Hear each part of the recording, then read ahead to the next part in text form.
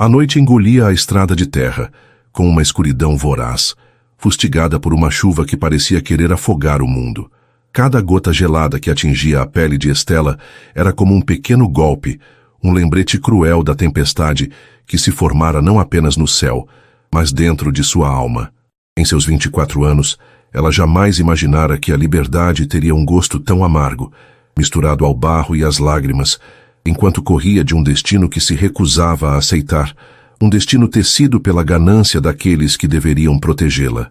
Se o começo dessa história já tocou seu coração, deixe o seu gostei para eu saber. Aproveita, se inscreve aqui no Histórias que Prendem Você para não perder nenhum capítulo dessa trama. E deixe seu nome nos comentários. Quem sabe ele não aparece com uma saudação especial em uma futura história aqui do canal. Queremos compartilhar narrativas que aquecem a alma e mostram que o amor sempre encontra um caminho. O ar que entrava em seus pulmões queimava. Um fogo gelado que se espalhava por seu corpo exausto. O vestido simples, a única roupa que conseguiu vestir na pressa da fuga, estava agora pesado de água e grudado em sua pele, a barra rasgada e suja de lama. Seus longos cabelos castanhos, normalmente ondulados e cheios de vida, eram mechas escuras e pesadas que chicoteavam seu rosto a cada rajada de vento. Estela tropeçou, seus pés descalços deslizando na lama traiçoeira, e caiu com um baque surdo. A dor aguda em seu joelho foi imediata, mas ela a ignorou. O que era um joelho ralado comparado à prisão que a esperava se parasse agora? As palavras de seu tio, Horácio, ecoavam em sua mente, tão altas quanto os trovões que rasgavam o céu. Ela o ouvira da fresta da porta da cozinha, 2 noites atrás. A voz dele, untuosa e cheia de uma falsa preocupação, selava seu futuro como se ela fosse um animal sendo negociado. É um excelente partido para ela, Adélia, dissera ele à sua esposa, tia de Estela. O senhor Valdemar é um homem de posses. Um pouco mais velho, é verdade, mas Estela é órfã, não pode se dar ao luxo de escolher. Ele perdoará a dívida que temos com ele e ainda nos dará uma boa quantia pela mão dela. É a nossa salvação. Nesse momento, o coração de Estela se transformou em uma pedra de gelo. Salvação. A palavra soava como uma blasfêmia. Eles não estavam a salvando, estavam a vendendo. Desde a morte de seus pais em um acidente de carro, quando ela tinha 18 anos, seus tios a acolheram com uma benevolência que agora se revelava uma farsa. A pequena herança deixada por seus pais, que eles juraram administrar até que ela estivesse pronta, era o verdadeiro prêmio. E agora, com o dinheiro provavelmente já gasto em seus próprios luxos e dívidas de jogo, eles encontraram uma solução final: trocá-la, como uma mercadoria, por um homem cuja reputação na pequena cidade vizinha era a de um predador cruel e impaciente. Estela o vira uma vez na praça. Seus olhos pequenos e porcinos a percorreram de uma forma que a fez sentir-se suja, nua. A ideia de pertencer a ele, de ser tocada por ele, era um horror tão profundo que a impulsionou para a escuridão daquela noite. Ela se levantou, apoiando-se em uma cerca de arame farpado, sentindo as pontas metálicas arranharem sua mão, mas a dor era um foco bem-vindo. Era real. Era sua. Diferente da vida que lhe queriam impor. Precisava continuar correndo, para o mais longe possível. Não tinha plano, não tinha destino. Tinha apenas a negação, a recusa visceral em se submeter. Cada passo era um ato de rebeldia, um grito silencioso de que sua vida lhe pertencia. A chuva engrossou, tornando a visibilidade quase nula. O frio começava a penetrar seus ossos, e um tremor incontrolável tomou conta de seu corpo. O desespero, que antes era o combustível de sua fuga, agora ameaçava se transformar em seu algoz. Onde ela estava?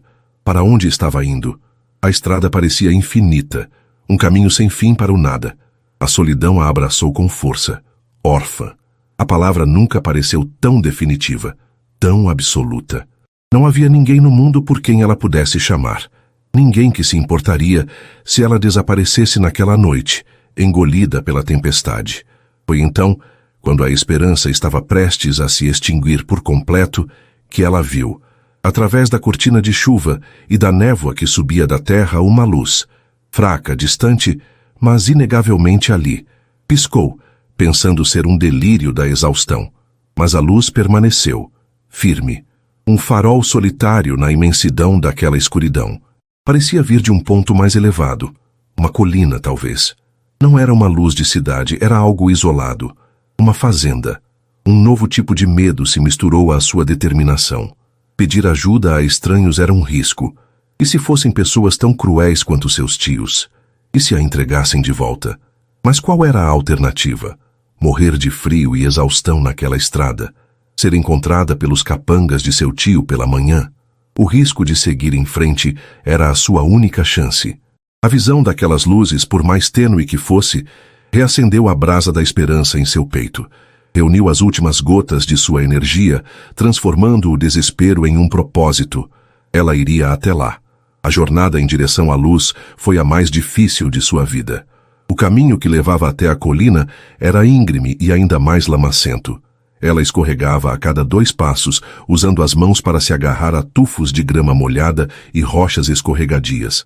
A respiração era um sopro irregular e doloroso. Ela não pensava mais, apenas se movia, com os olhos fixos na luz amarelada que se tornava gradualmente maior, mais nítida. Conforme se aproximava, os contornos de uma propriedade imensa começaram a se delinear contra o céu tempestuoso. Uma cerca alta, de madeira maciça, e além dela, o que parecia ser a silhueta de uma casa gigantesca, com várias janelas acesas. Era uma fortaleza. Finalmente, com o corpo coberto de lama e arranhões, tremendo violentamente, ela alcançou o portão. Era uma estrutura de ferro maciço, imponente e fechada. O nome da propriedade estava gravado em uma placa de metal, mas as letras dançavam diante de seus olhos cansados. Fazenda. Fazenda. Águas Claras. O nome soava como uma promessa, uma ironia cruel em meio àquela tempestade de lama. Stella agarrou as barras de ferro frias. Estavam geladas, quase queimando sua pele. Abriu a boca para gritar, mas apenas um som rouco e fraco escapou. Tentou de novo, usando a última centelha de sua vontade. Socorro! Ela gritou, a voz engolida pelo som da chuva. Por favor, ajuda! Ela gritou de novo, cada chamado mais fraco que o anterior. Suas pernas fraquejaram, a escuridão começando a tomar as bordas de sua visão. O mundo girava. Ela estava prestes a desmaiar, a sucumbir ali mesmo, no limiar da sua única esperança. Apoiou a testa nas barras frias, fechando os olhos. Talvez fosse o fim. Talvez a liberdade fosse apenas isso, um breve instante de luta antes do inevitável. Mas então, uma luz mais forte a cegou vinda de dentro da propriedade. O som de um cachorro latindo, feroz e alto, ecoou, seguido por uma voz masculina, grave e autoritária, gritando para o animal se calar. Passos pesados se aproximaram. Uma silhueta alta e larga apareceu do outro lado do portão, segurando uma lanterna potente que mirou diretamente em seu rosto. Stella ergueu uma mão trêmula para se proteger da luz, incapaz de ver quem estava ali. Quem está aí? O que quer? A voz perguntou, carregada de impaciência e desconfiança. Não havia um pingo de compaixão em seu tom. O medo voltou com força total. Talvez tivesse cometido um erro terrível, mas não havia mais como voltar atrás. Com a voz embargada pelo choro e pelo frio, ela sussurrou as palavras quase inaudíveis. Eu preciso de ajuda. Por favor, estou fugindo. Houve um longo silêncio, quebrado apenas pelo som da chuva incessante e pela respiração pesada do homem do outro lado do portão. Stella sentiu seu olhar avaliador percorrendo-a, notando seu estado deplorável, o vestido rasgado, o corpo trêmulo. Para ele, ela devia parecer uma indigente, uma louca, talvez uma ladra. Cada segundo de silêncio era uma tortura, um prego a mais em seu caixão de incertezas. Ela prendeu a respiração, esperando o veredito. Seria mandada embora de volta para a tempestade? Ou aquela porta de ferro se abriria, oferecendo um refúgio do inferno que deixara para trás? Seu futuro inteiro parecia depender da decisão daquele estranho, daquele homem cuja face ela não conseguia ver, mas cuja presença imponente já a assustava, e ao mesmo tempo representava a diferença entre a vida e a morte. O trinco do portão fez um clique metálico, e o som, para Stella, foi o mais alto e significativo que ela já ouvira em toda a sua vida. O clique metálico do trinco foi um som seco e definitivo no meio da sinfonia caótica da tempestade. O grande portão de ferro gemeu ao se abrir lentamente, apenas o suficiente para uma pessoa passar. A figura imponente que o abrira deu um passo para trás, o feixe de luz da lanterna agora rebatendo no chão lamacento, criando sombras dançantes que tornavam sua silhueta ainda mais intimidadora. Entre! Rápido! A voz grave ordenou, sem qualquer traço de gentileza. Era um comando, não um convite. Estela não hesitou. Usando o último resquício de força, ela passou pelo vão do portão, sentindo como se estivesse cruzando o limiar de um mundo completamente diferente. Assim que ela entrou, o portão foi fechado com um baque pesado e o trinco foi novamente girado, selando-a dentro dos domínios da fazenda Águas Claras. O som do cachorro latindo havia cessado, mas ela podia sentir a presença do animal em algum lugar na escuridão, uma ameaça contida. O homem à sua frente finalmente baixou a lanterna, e a luz ambiente vinda da casa permitiu que Estela visse seu rosto pela primeira vez. Era um rosto que parecia esculpido em pedra, com maçãs do rosto salientes e uma mandíbula forte e definida, coberta por uma barba curta e escura. Seus cabelos, da mesma cor, estavam molhados pela chuva, e algumas mechas teimosas caíam sobre sua testa, mas foram seus olhos que a paralisaram. Eram de um castanho tão escuro que pareciam negros, e continham uma intensidade fria, uma profundidade que falava de tempestades internas muito mais violentas do que a que caía do céu. Ele era Caetano, e sua expressão não era de compaixão, mas de pura e austera avaliação. Ele a olhava de cima a baixo, e Estela sentiu-se encolher sob aquele olhar, dolorosamente ciente de sua aparência. Uma fugitiva coberta de lama, com roupas rasgadas e o corpo tremendo incontrolavelmente. Dentro da mente de Caetano, a irritação era a emoção dominante. Aquela noite já estava sendo ruim o suficiente, com a tempestade ameaçando parte da colheita e o gado novo agitado, sem que uma aparição fantasmagórica e lamacenta surgisse em seu portão. Sua primeira inclinação foi mandá-la embora. Problemas. Era isso que ela representava. Uma mulher desconhecida em estado deplorável, balbuciando sobre uma fuga. Sua vida era complicada o suficiente. Ele não precisava e nem queria o drama de mais ninguém. Contudo, por baixo da camada de gelo de seu pragmatismo, algo se moveu. Era a visão de seus olhos. Havia um terror ali, tão genuíno e profundo que nem mesmo o cinismo que ele cultivara por anos conseguia ignorar completamente. Era o olhar de um animal encurralado, e por um breve e irritante momento, ele viu um lampejo de um passado que se esforçava diariamente para esquecer. E começou Estela, a voz um fiapo. Eu não tenho para onde ir. Antes que Caetano pudesse responder com a dureza que lhe era habitual, a porta principal da casa se abriu, derramando uma luz quente e amarelada sobre a varanda.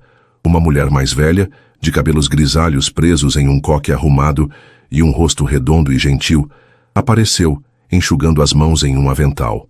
Patrão? O que houve? Ouvi o portão e os latidos do trovão, disse ela. Sua voz era a melodia suave de uma canção de ninar. Seus olhos então pousaram em Estela, e sua expressão mudou instantaneamente de curiosidade para pura consternação. Meu Deus do céu! Menina, o que aconteceu com você? Você está ensopada e tremendo. Essa era Lúcia, a governanta da fazenda há mais de 30 anos.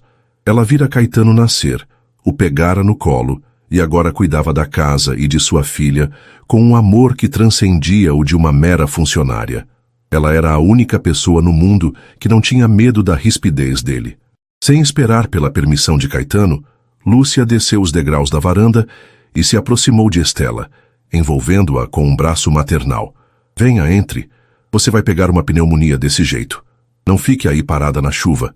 Estela deixou-se ser guiada, sentindo no toque daquela senhora a primeira onda de calor e gentileza em muito tempo.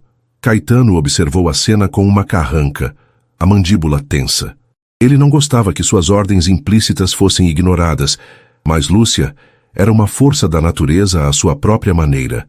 Ele a seguiu para dentro, fechando a porta maciça de madeira atrás de si e mergulhando o hall de entrada em um silêncio que só era quebrado pelo som da chuva contra as janelas e pelos dentes de Estela, que batiam sem parar.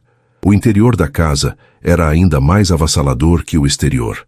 O chão era de um mármore frio e polido que refletia a luz de um lustre de cristal extravagante, pendurado em um teto altíssimo. Uma escadaria ampla e curva subia para o segundo andar, o corrimão de madeira escura brilhando como se tivesse sido encerado naquele exato instante. Havia quadros nas paredes, paisagens a óleo que pareciam valiosas e móveis antigos que eram claramente caros, mas o ambiente todo exalava uma aura de solidão. Era uma casa imensa, luxuosa, mas não parecia um lar. Parecia um museu, um mausoléu para uma vida que talvez um dia tivesse sido feliz.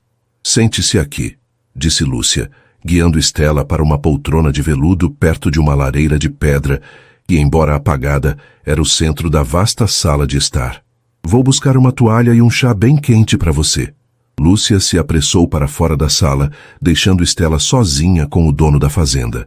O silêncio que se instalou era pesado, carregado de perguntas não feitas. Caetano ficou de pé, de braços cruzados, a alguns metros de distância. Ele era ainda mais alto e mais imponente ali dentro. Ele a observava como um cientista observa um espécime desconhecido, com uma curiosidade fria e analítica. Fugindo de quem? Ele finalmente perguntou, a voz cortante como vidro quebrado. Estela estremeceu, abraçando o próprio corpo. Como poderia explicar? Como resumir a traição, a ganância, o medo? Do meu casamento, ela conseguiu dizer, a voz falhando. Um casamento arranjado. A sobrancelha de Caetano se arqueou levemente, um misto de surpresa e ceticismo. Casamentos arranjados? Em que século você pensa que está vivendo?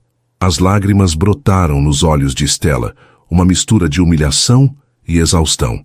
Para a minha família, o tempo não parece ter passado. Ela sussurrou, a amargura evidente em sua voz.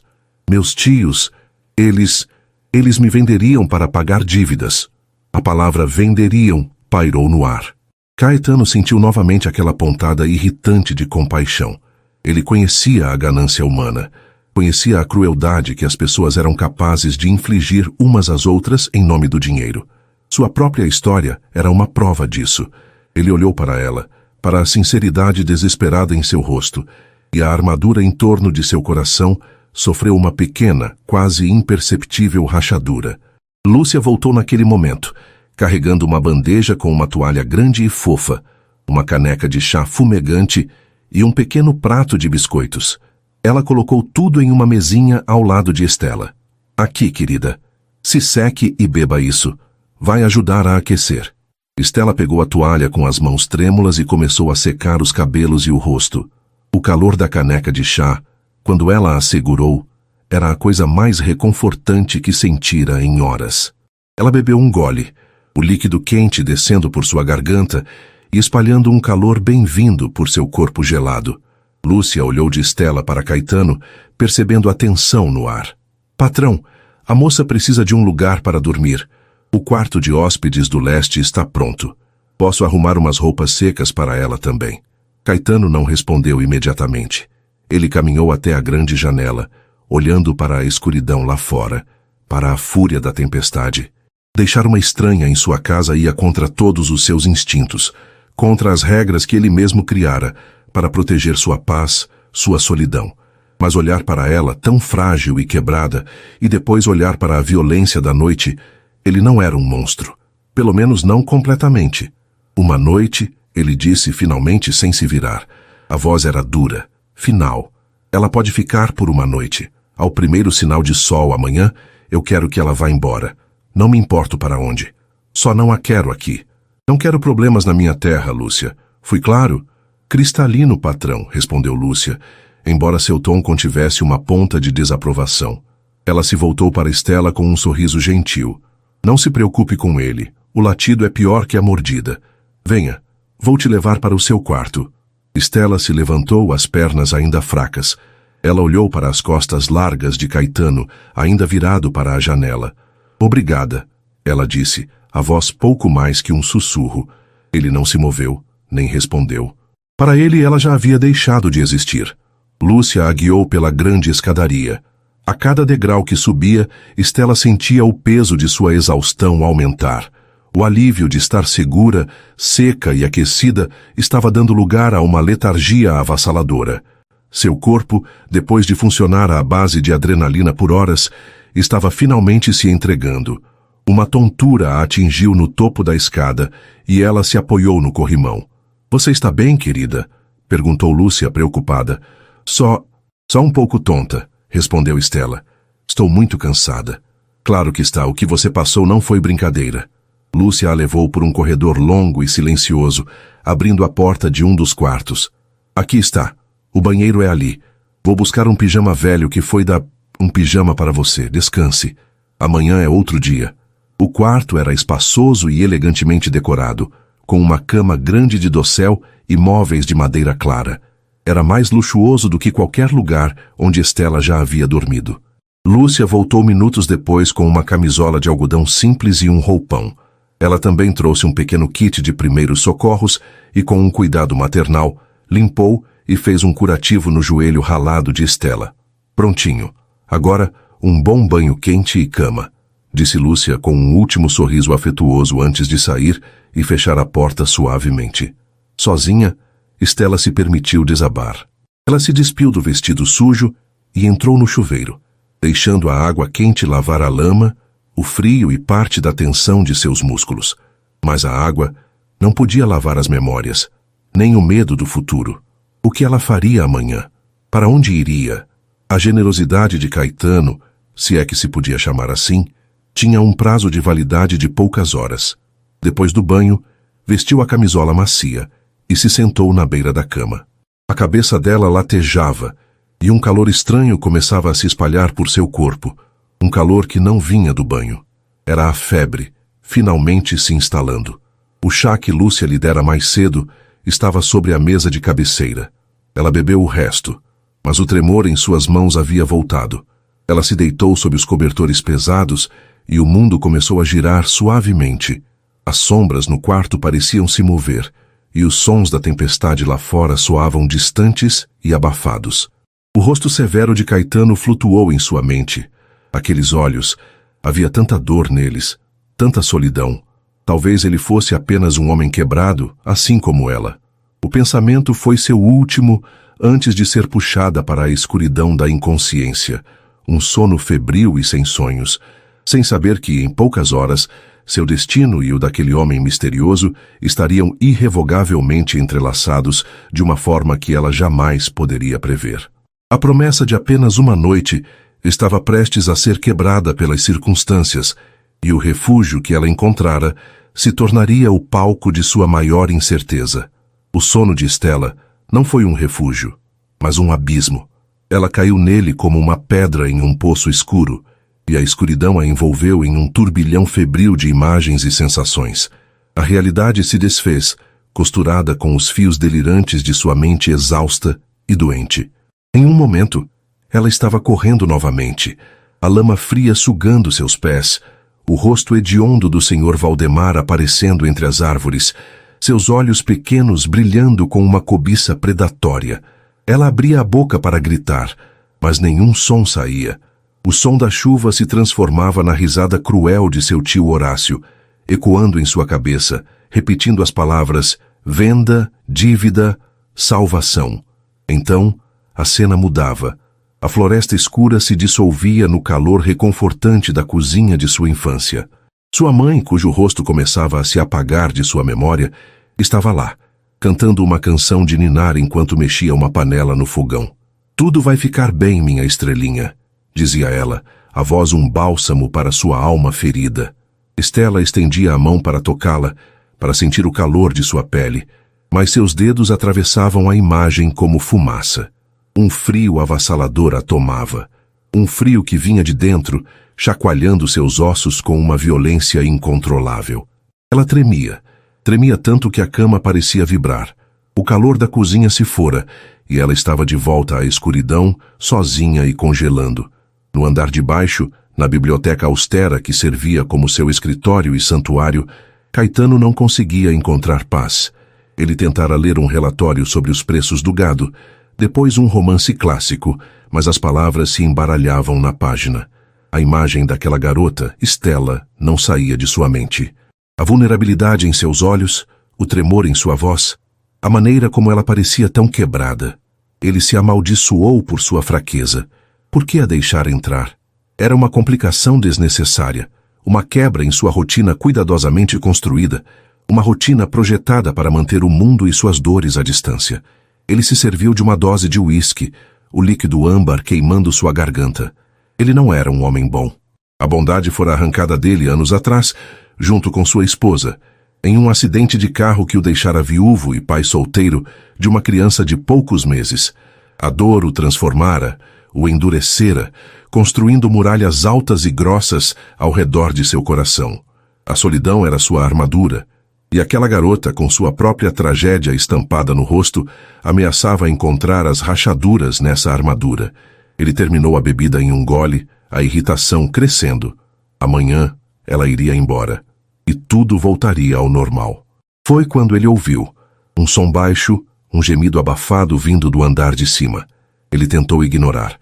Provavelmente era apenas um pesadelo, mas então ouviu de novo, seguido por um baque surdo, como se algo tivesse caído. Lúcia já estava dormindo em seus aposentos no outro lado da casa. Com um suspiro resignado e uma praga nos lábios, Caetano subiu as escadas.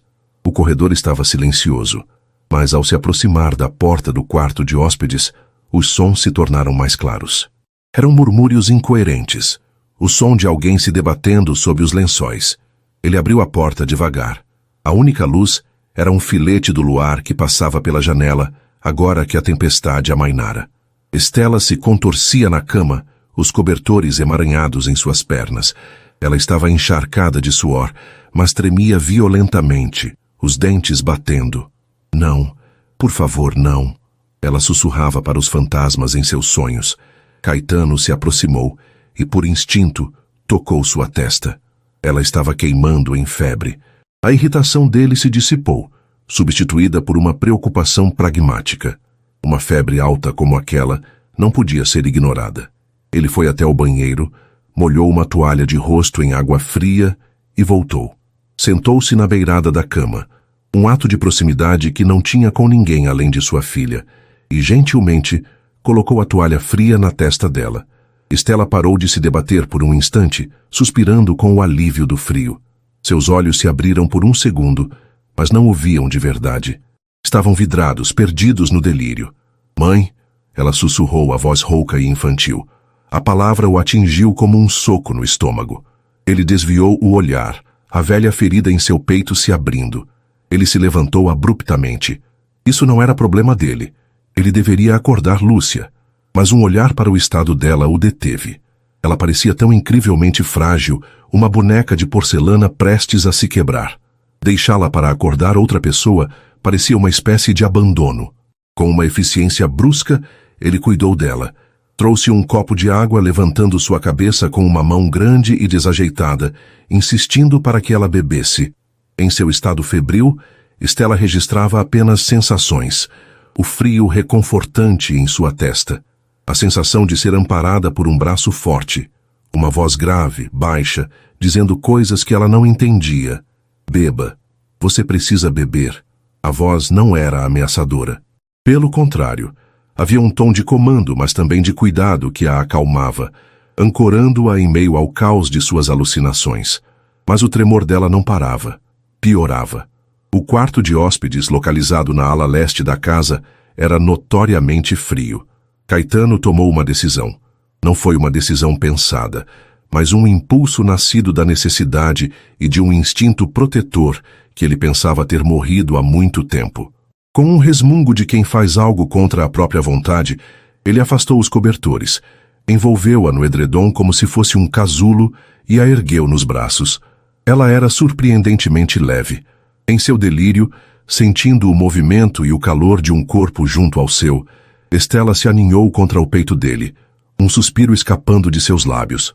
O gesto inocente e inconsciente causou uma corrente elétrica em Caetano. Era uma confiança que ele não merecia, uma intimidade que o assustava. Ele a carregou pelo corredor silencioso até seu próprio quarto, o santuário de sua solidão.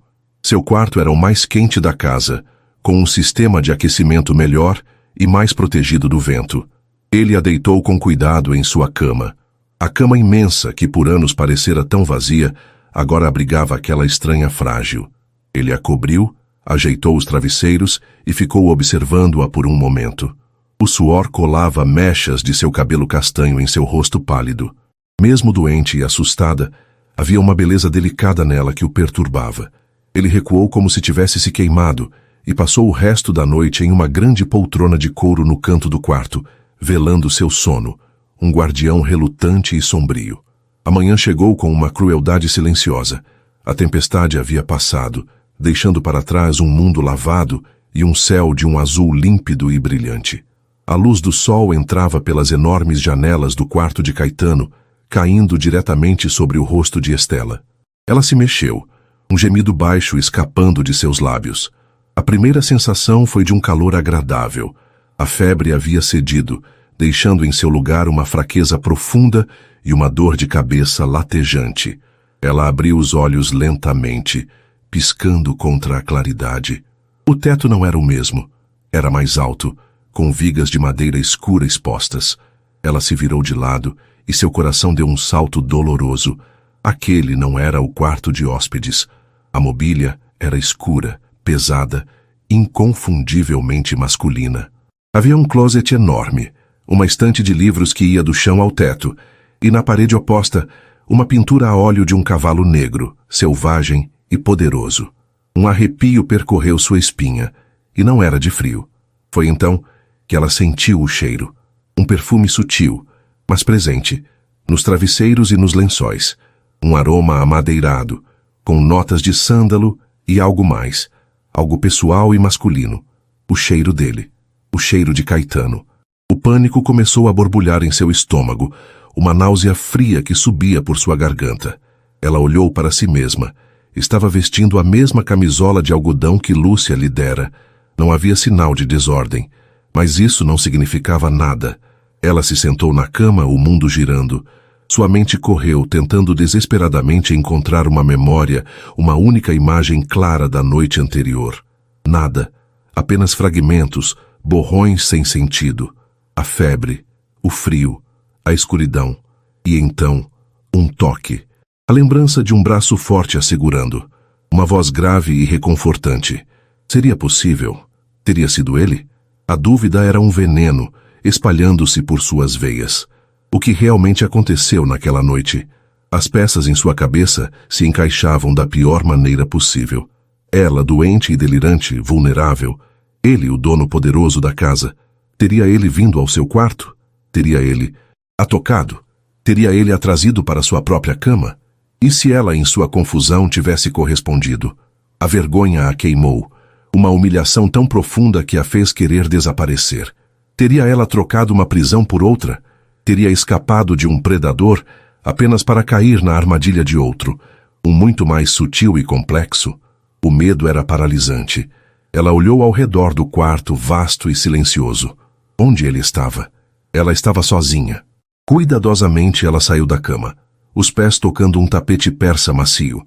Sentia-se uma intrusa, uma profanadora naquele espaço tão íntimo. Foi até a janela. A vista era de tirar o fôlego. Campos verdes que se estendiam até onde a vista alcançava, cavalos pastando pacificamente, um lago cintilando ao longe. Era um paraíso. Um paraíso que para ela agora parecia o cenário de seu pior pesadelo. Ela precisava sair dali. Precisava fugir novamente. Mas para onde? O pânico deu lugar a uma resignação gelada. Ela não tinha para onde ir. Estava presa.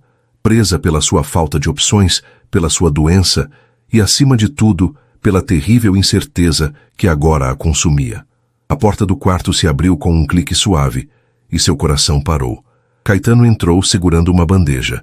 Ele parou ao vê-la de pé junto à janela e, por um instante, uma emoção que ela não conseguiu decifrar passou por seus olhos escuros. Você acordou, ele disse a voz neutra, mas Estela podia ouvir 1000 acusações nela. Sua febre baixou. Lúcia preparou um café da manhã. Ela não conseguiu responder. Apenas o encarou, os olhos cheios de medo e de uma pergunta silenciosa e desesperada que ela não tinha coragem de fazer. O que você fez comigo? A noite de incertezas havia terminado, mas a manhã de agonia estava apenas começando. O silêncio no quarto era tão denso que Estela podia ouvi-lo, um zumbido grave que se misturava à pulsação acelerada em seus ouvidos. Caetano permaneceu parado perto da porta, a bandeja com o café da manhã em suas mãos. Seu rosto, uma máscara impenetrável. A pergunta que gritava na mente de Estela estava estampada em seus olhos, um misto de terror e acusação. Ele viu a pergunta ali e uma sombra de irritação cruzou seu rosto, tão rápida que poderia ter sido uma ilusão. Ele caminhou até uma pequena mesa perto da janela e depositou a bandeja com um cuidado que contrastava com a dureza de sua expressão. Você teve uma febre de quase 40 graus, ele disse, a voz baixa e factual, evitando o olhar dela.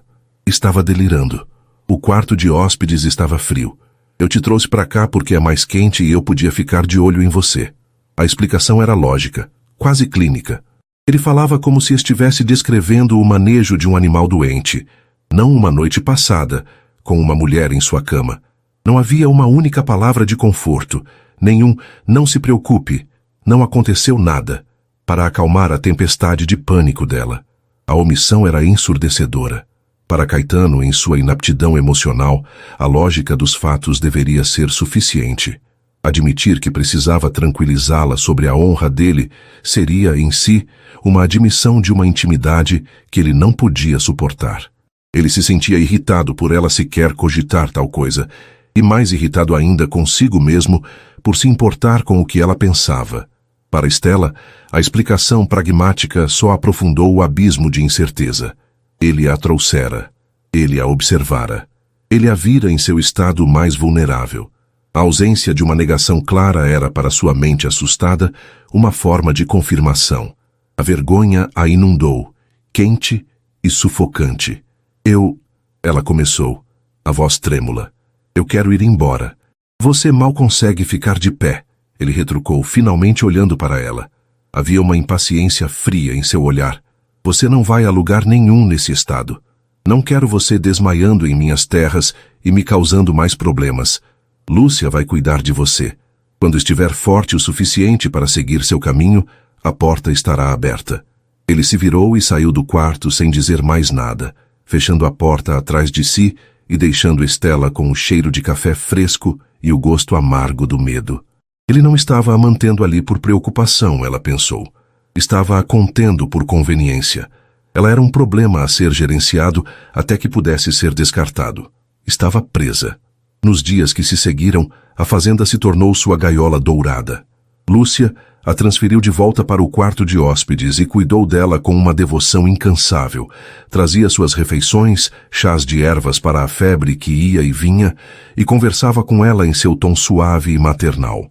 Estela sentia uma gratidão imensa pela senhora, mas não conseguia se abrir sobre a verdadeira fonte de sua angústia. Como poderia confessar a Lúcia, que tanto estimava o patrão, a suspeita terrível que nutria sobre ele? A vergonha a silenciava. Ela passava a maior parte do tempo na cama, recuperando as forças. Quando se sentia um pouco melhor, sentava-se na poltrona perto da janela, que tinha vista para um jardim interno bem cuidado, e mais além, para os estábulos. Dali, ela observava a vida da fazenda se desenrolar, e observava Caetano. Ela o via como uma figura distante, sempre em movimento, sempre no controle. Via a maneira como seus funcionários, homens rudes e fortes, se endireitavam quando ele se aproximava, respondendo a ele com um respeito que beirava o temor. Ele era o rei indiscutível daquele vasto domínio, e sua palavra era lei. Às vezes, ela o via sozinho, parado perto da cerca do pasto, olhando para o horizonte. Nesses momentos, a armadura de rei parecia vacilar. Ela via a solidão em sua postura, um cansaço profundo nos ombros largos. Quem era aquele homem? Um tirano frio e calculista que se aproveitara dela em um momento de fraqueza? Ou um homem ferido, escondendo seu coração partido do mundo? A mente dela oscilava entre as duas versões, incapaz de se decidir. Caetano, por sua vez, estava dolorosamente ciente da presença dela. Ele a sentia como um membro fantasma, uma presença constante na periferia de sua vida. Ele se pegava pensando nela em momentos inoportunos, lembrando-se da sensação de seu corpo leve em seus braços, do sussurro de mãe que o assombrara. Ele se repreendia por isso. Ela era um problema temporário. Em breve ela iria embora, e sua paz, sua solidão controlada, seria restaurada. Era o que ele dizia a si mesmo. Mas, pela primeira vez em anos, a ideia de sua solidão não parecia pacífica, mas simplesmente vazia. No quarto dia, quando a febre de Stella finalmente cedeu por completo, Lúcia entrou no quarto com um sorriso mais largo que o habitual. "Tenho uma visita para você", disse ela, e atrás de suas saias uma pequena figura se escondeu, espiando com um par de olhos grandes e escuros, idênticos aos do pai. Era uma menina de uns 2 anos, com cabelos escuros e cacheados presos em 2 Marias chiquinhas e um vestido rosa rodado. Ela segurava um ursinho de pelúcia surrado e chupava o dedo, observando Stella com uma curiosidade solene. "Esta é a minha Serena", disse Lúcia, a voz cheia de um amor que era claramente de avó. O tesouro desta casa. O coração de Stella, que estivera tão pesado e frio, pareceu se aquecer instantaneamente. Ela se ajoelhou no chão para ficar na altura da menina. "Olá, Serena", disse ela, a voz suave. "Eu sou a Stella, esse seu urso é muito bonito." Serena tirou o dedo da boca e deu um passo à frente, tímida. "É o Theo", ela disse, a vozinha um sussurro. "O Theo é um nome lindo." Aquele simples ato de se ajoelhar, de falar com a criança com gentileza, pareceu quebrar o gelo. Serena deu mais um passo e estendeu o urso para Stella. "Theo Dodói", ela anunciou seriamente. Stella pegou o urso com cuidado. "Oh não, onde está o Dodói dele?" Serena apontou para a orelha do urso. Stella fingiu examinar o local com grande concentração. Parece um caso muito sério. Acho que ele precisa de um beijo para sarar." E ela deu um beijo suave na orelha do urso, fazendo um barulhinho de smack. Serena soltou uma gargalhada deliciosa, um som de sinos que encheu o quarto silencioso. Naquele momento, Caetano entrou no corredor, voltando do campo. Ele ouviu a risada de sua filha, um som que era a música de sua vida vindo do quarto de hóspedes. Ele parou na porta, sem ser visto, e observou a cena. Viu Stella no chão, o rosto iluminado por um sorriso genuíno, o primeiro que ele via nela. Viu a maneira como ela interagia com Serena, com uma ternura e paciência que eram completamente naturais. Viu sua filha, que geralmente era tímida com estranhos, rindo e tagarelando com aquela mulher como se a conhecesse desde sempre. E então, algo dentro dele mudou. A imagem da mulher suspeita do problema a ser gerenciado começou a se dissolver, substituída pela imagem da mulher que fazia sua filha rir. Ele pigarreou, entrando no quarto. Imediatamente, o sorriso de Stella vacilou e ela se levantou, a tensão voltando ao seu corpo. Serena, no entanto, correu para o pai. "Papai, Theo tava dodói, mas a tela salou." Caetano a pegou no colo e a transformação foi impressionante. O rosto duro e severo se desmanchou em um sorriso de pura adoração. A frieza em seus olhos derreteu, dando lugar a um calor e um amor que eram de tirar o fôlego.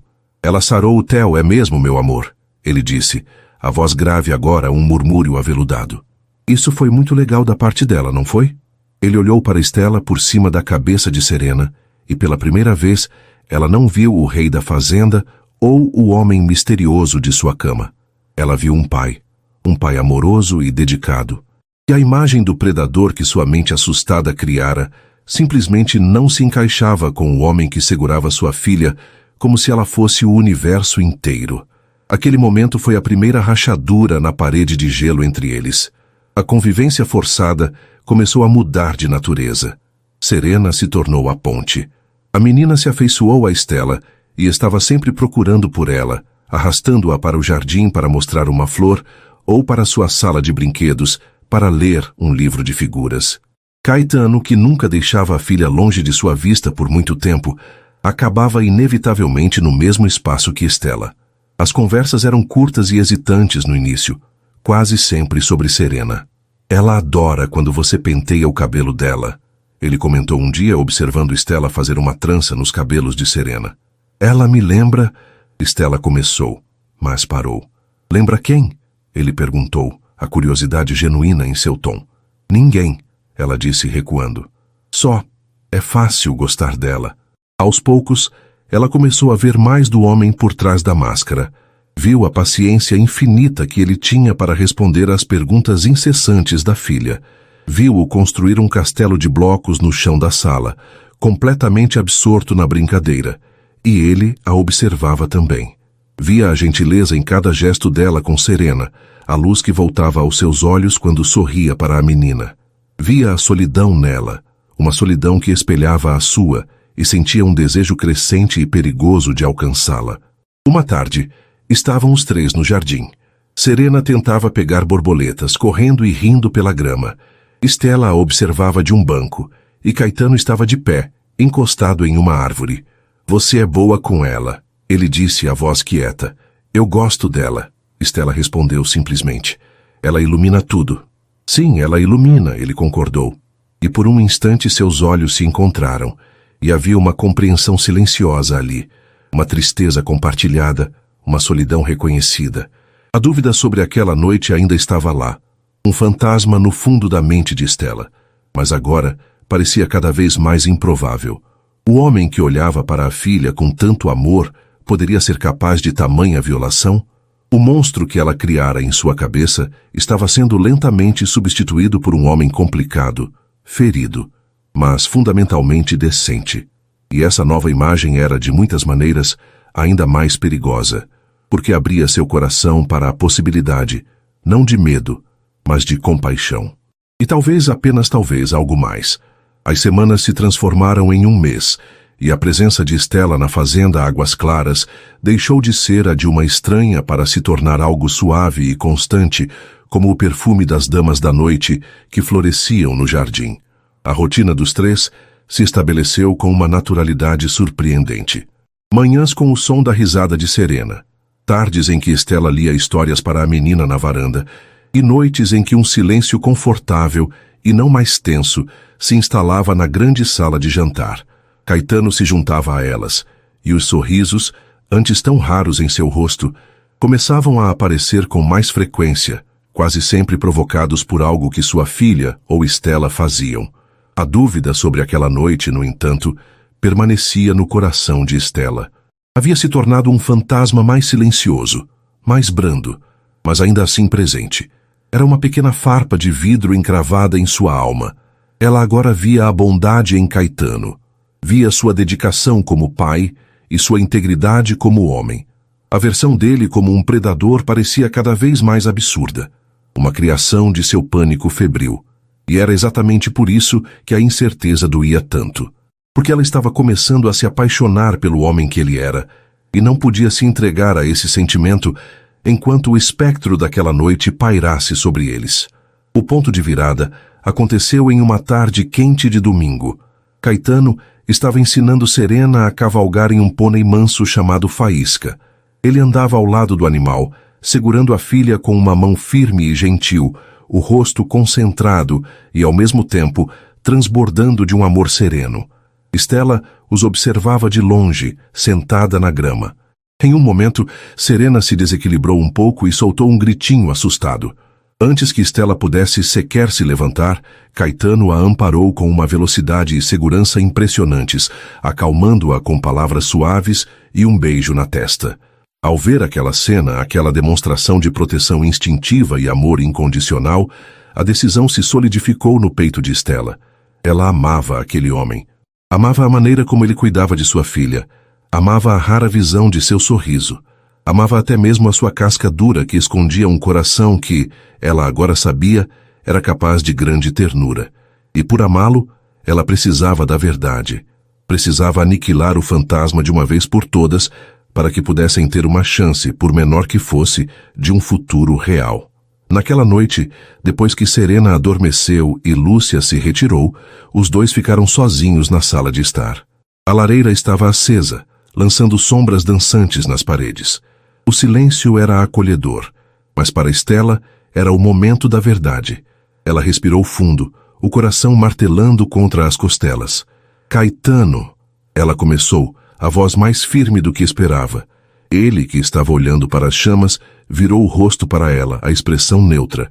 Eu preciso te perguntar uma coisa, e eu preciso que você me diga a verdade, por mais difícil que seja.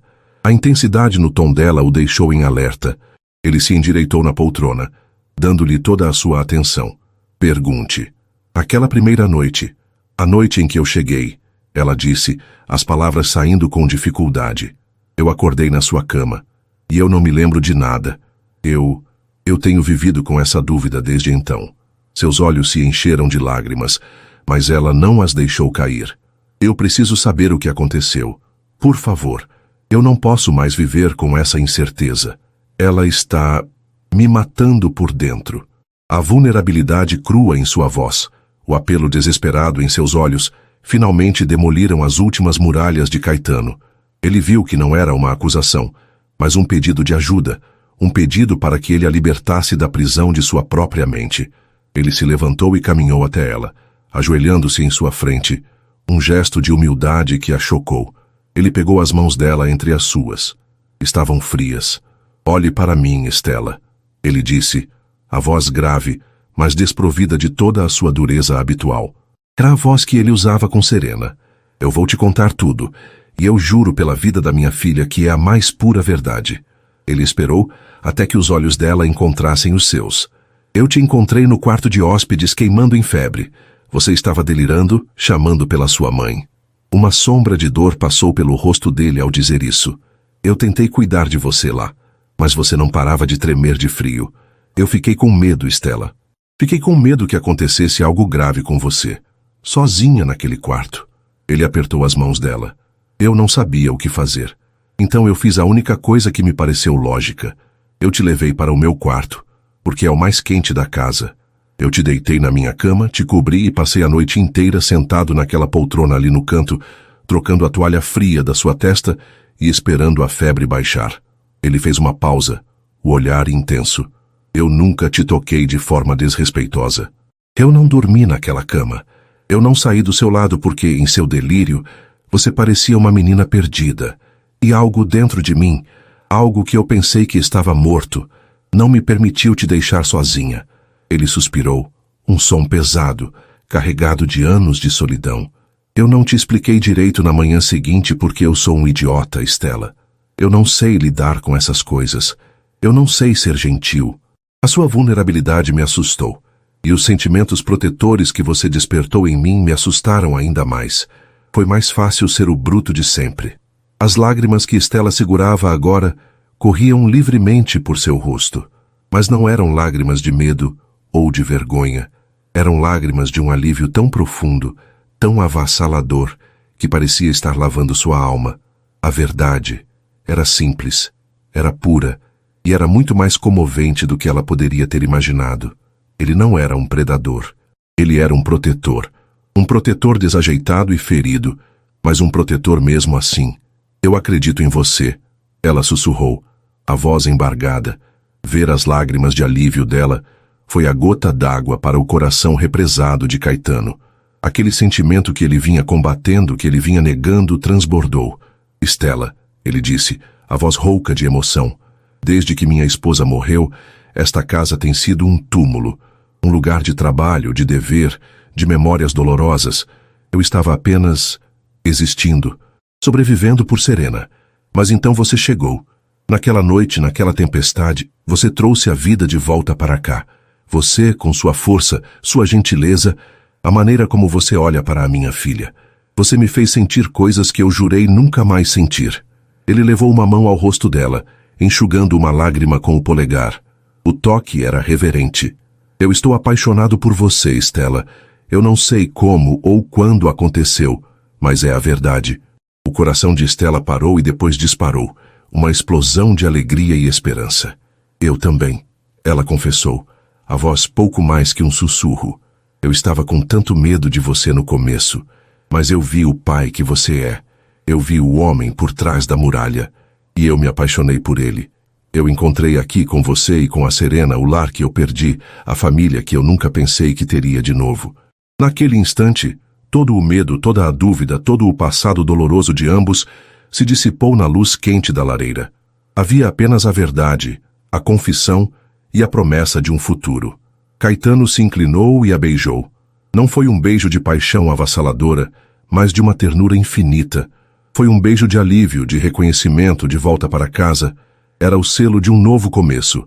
Os meses seguintes foram de uma construção feliz. Com a ajuda dos recursos e da influência de Caetano, a situação com os tios de Estela foi resolvida de forma definitiva e legal, garantindo que eles nunca mais pudessem perturbá-la. Livre das sombras de seu passado, Estela floresceu. Ela encheu a casa de antes tão silenciosa e austera, com risadas, flores frescas nos vasos e o cheiro de bolo assando no forno. Ela se tornou a alma da casa, o coração que pulsava e aquecia a todos. Eles se casaram um ano depois, em uma cerimônia íntima e linda no jardim da fazenda, sob o mesmo céu que um dia assistira à fuga desesperada dela. Serena, a florista mais adorável que se possa imaginar, jogava pétalas de rosa no caminho, rindo feliz. Lúcia chorava de alegria, vendo o seu menino finalmente encontrar a felicidade que ela tanto rezara para que ele tivesse. 2 anos depois daquele casamento, em uma tarde ensolarada, a cena na fazenda Águas Claras era a imagem da paz. Caetano observava, encostado em uma árvore perto do lago, sua família. Serena, agora uma menina falante de quase 5 anos, corria atrás de borboletas, seus cabelos escuros voando. E Estela estava sentada em uma toalha de piquenique, um sorriso sereno no rosto, embalando um pequeno embrulho em seus braços. Era Lia, a nova filha do casal, de apenas 3 meses, um bebê tranquilo, com os olhos claros de Estela. Caetano se aproximou e se sentou ao lado dela, passando o braço por seus ombros. Ele olhou para Estela, depois para Serena, depois para a pequena Lia dormindo em seus braços. Seu coração se encheu de uma gratidão tão imensa que quase doía. Ele se lembrou da noite da tempestade, da raiva que sentira ao ser interrompido, do desejo de se livrar daquele problema, e sorriu. A vida era irônica. A tempestade que ele amaldiçoara não havia trazido um problema. Havia trazido o seu milagre. Havia trazido a sua salvação, na forma de uma órfã assustada que, ao buscar refúgio, lhe dera de volta a própria vida e uma família que ele jamais sonhara merecer. Ele beijou o topo da cabeça de Estela, inalando o perfume de seus cabelos, e soube, com uma certeza absoluta, que finalmente estava em casa. E assim termina mais uma história aqui no nosso canal. E aí, gostou? Se essa trama te prendeu e você não quer perder nenhuma das próximas narrativas emocionantes, então não se esqueça. Inscreva-se agora no Histórias que Prendem Você e ative o sininho para receber todas as notificações. Seu like também ajuda muito o canal a crescer. Muito obrigado pela companhia e te espero na próxima história.